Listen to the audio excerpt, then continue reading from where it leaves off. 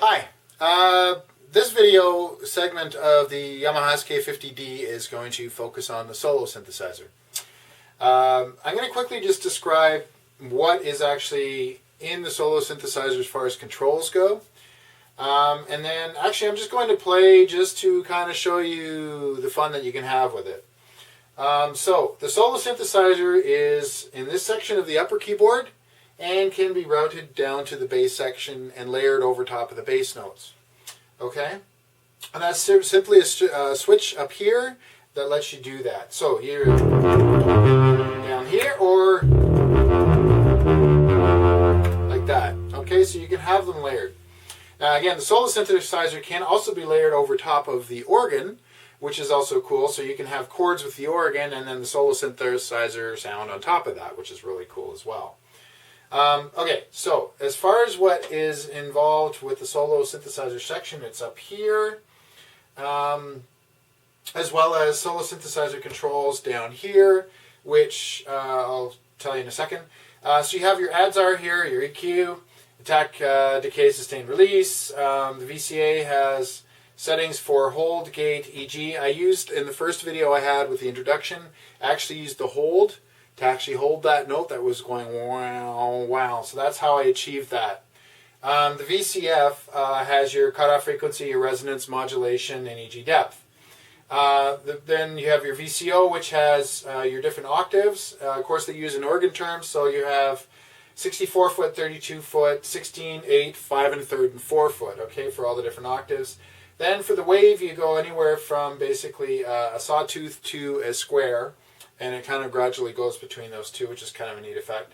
And you also have your pulse width, which you can tie to the LFO, the manual, or the EG.